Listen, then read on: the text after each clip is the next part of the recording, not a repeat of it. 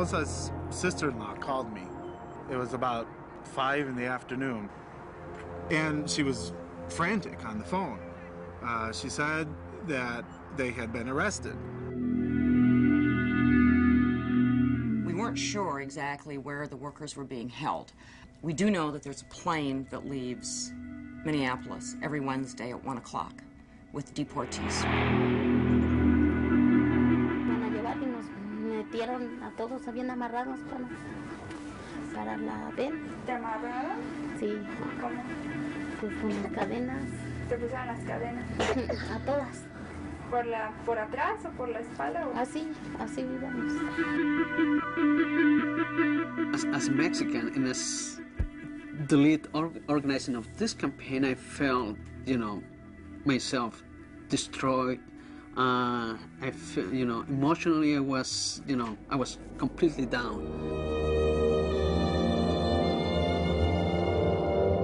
Y es muchas personas que les hacen eso, no solo nosotras. Y es lo que a uno lo hace sentir impotente. We gave them our word that we would do everything that we could. And we asked them to take an extraordinary step, and we gave them our word that we would stand by them. And we had to do that. You can't make that kind of a promise and say, please risk everything, and then walk away. You can't do that. It's not right. The crops are all in, and the peaches are rotting. The oranges are piling their creosote dumps. They're flying back to the Mexican border to pay all their wages to wait back again. Goodbye to my Juan, goodbye Rosalita. Adios mi amigos, Jesus y Maria. You won't have a name when you ride the big airplane. All they will call you will be deportee.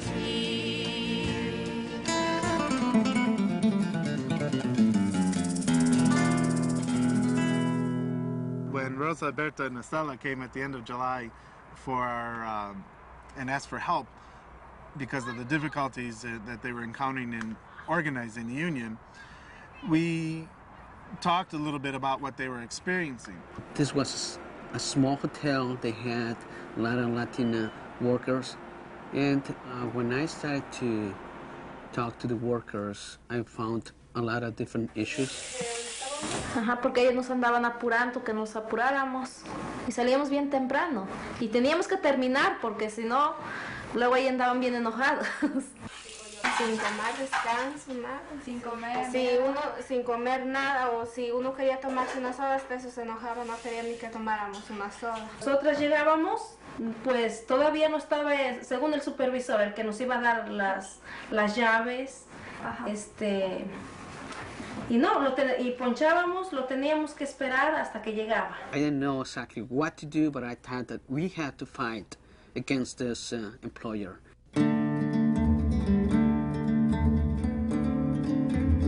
Entry-level jobs for immigrants and for minorities have traditionally been in low-paid industries.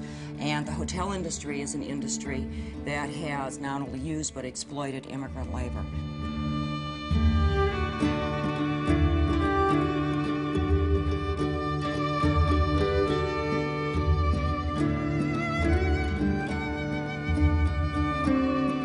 Those immigrant workers, all of whom were from Mexico, 9 of whom were undocumented, made a decision that they were not going to be treated differently in the workplace, that what they really wanted was a decent pay increase. They wanted to be treated with respect.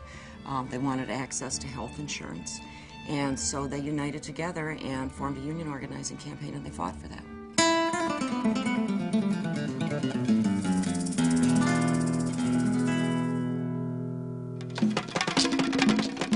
They were told that they had a mandatory meeting, and the supervisor went up to the floors and brought all the Latino workers, just the Latino workers, down the meeting room, one by one. Y fuimos y de repente llegaron ellos y dijeron, es migración, muestran sus papeles. Y pues dijimos que no teníamos. That was a despicable thing to do. It was an evil thing because it was underhanded and it was dishonest. And we understand in our industry that our members live one paycheck away, many of them from being homeless. So we're asking them to take enormous risks. And we try and be very upfront with them about what the dangers are of standing up for their legal rights. But never have we had something so heinous happen as an employer call up and not only have people thrown in jail, but to uproot their lives here. I mean, these women have children who are American-born children.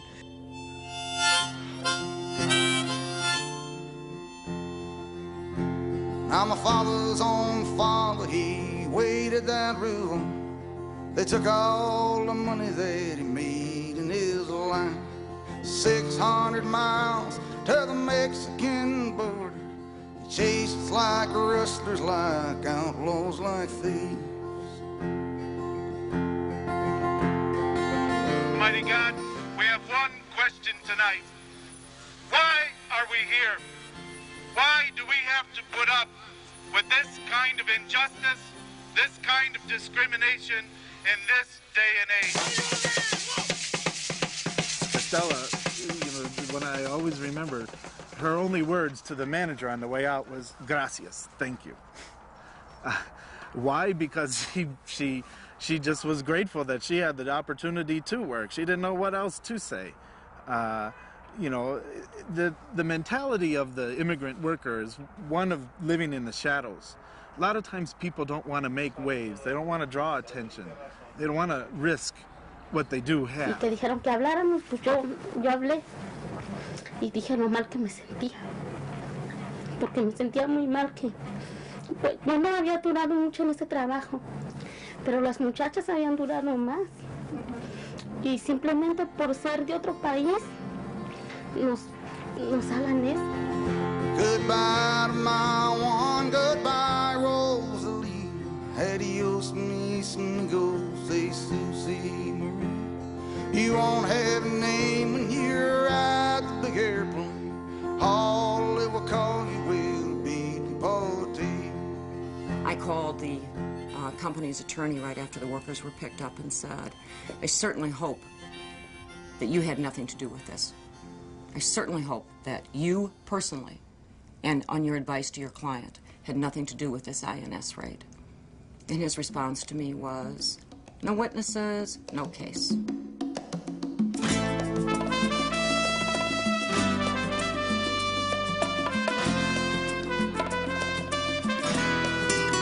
This letter came a week after the election?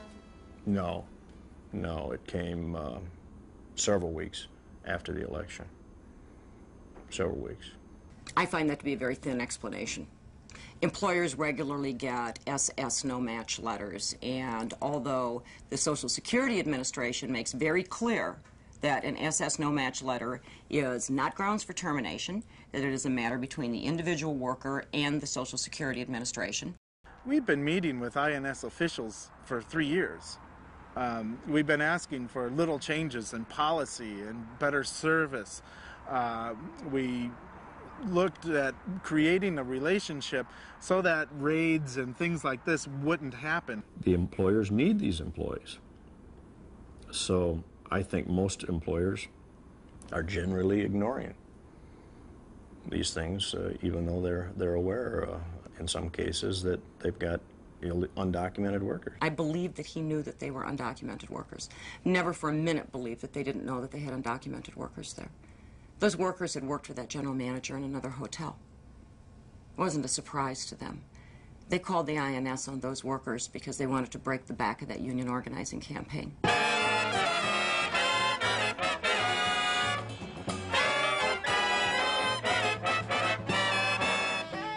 This is a great day for the city of Minneapolis.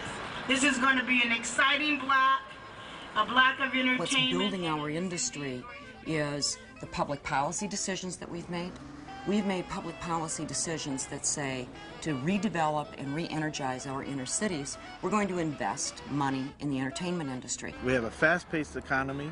We have people that are doing better. We have a tremendous need for workers. We can't have this tension where we're saying, as public policy, we're going to develop our communities by developing the hospitality industry, and at the same time say, and in the process of doing that, we're creating jobs which are transient jobs, which are low wage, and which have no benefits. And that is also why we insist that the immigration system should be orderly, it should be responsible, and above all, it should be fair. But the sad fact is that today, the system of immigration enforcement is not working. It is badly broken and it needs a major overhaul. Todos estamos hechos con amor, por eso tenemos un alma llena de amor. Si pudiéramos detener por rato el tiempo y pintar todas las cosas de color amor, bandera, color amor, quizá persona, color amor, todo el mundo sonriendo en solo color, sin diferencia, todo color amor. This is a daily occurrence somewhere in America. And most of the time, nobody hears about it, and those workers have to deal with the consequences of standing up for the rights that most Americans take for granted. But in Minneapolis, there was a difference. The local bailed these women out of jail, and then an extraordinary community uprising took place, led by the church groups, community groups, elected officials. It was like this incredible recognition that happened in our community that says, okay, never mind your documented status. That's not what any of this is about. The transformation that these workers went through, from being in the shadows to being in the public eye, to being in front of cameras and reporters and having questions fired at them, to defending the rights of all workers.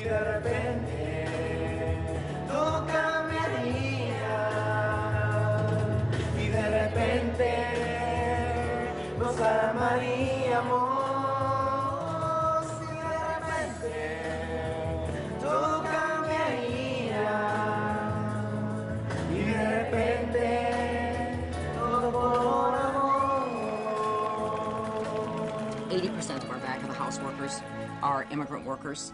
They speak 20, 30 different languages. Workers from Tibet, Somalia, Ethiopia, Eritrea, Bosnia, from all over the world. All those workers have something in common. And so what the Holiday Inn Express showed those workers is that this local union was willing to stand by the side of our members, regardless of where they were from, regardless of the language they spoke, that we were willing to take on the bosses and stand side by side and shoulder by shoulder with them. waagi dambe strike baan sameynay, strike baa dhacay, waa la murmay, wax walba oo qof walba wixii kulay uu gubayo dhan way ka wada hadleen dadkii, maadaama wixii dhan laga wada hadlay unionkii iyo madaxdii wixii dhan ay wada hadleena kulay hadda sidii hore ma aha shaqadu easy ha. We want them to know how hard we are working and what we deserve. We haven't been them asking for money for our luxury life. You know, we have been asking for what is our right.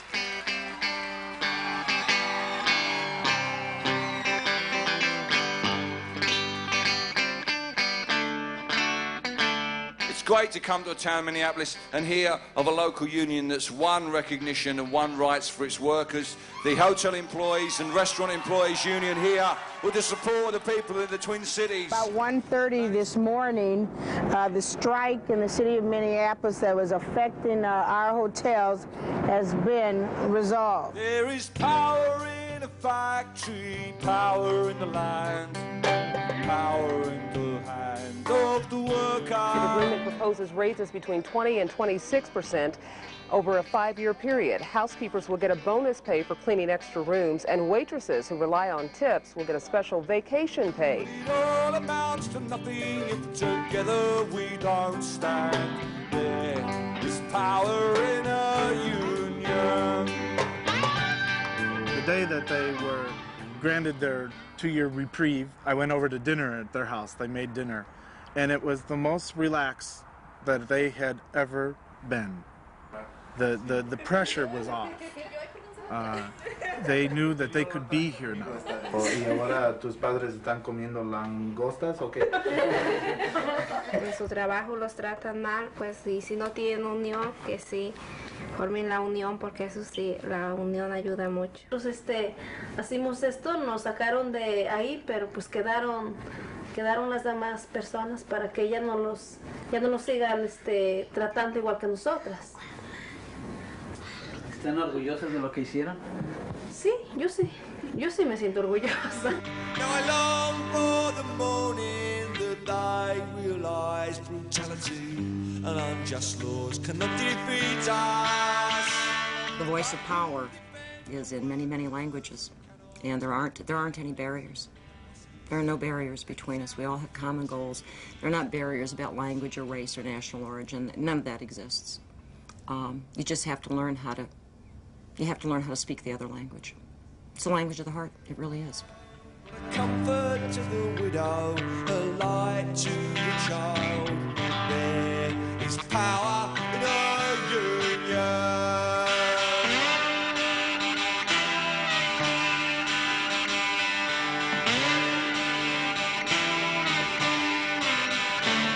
Somos ilegales y mal recibidos.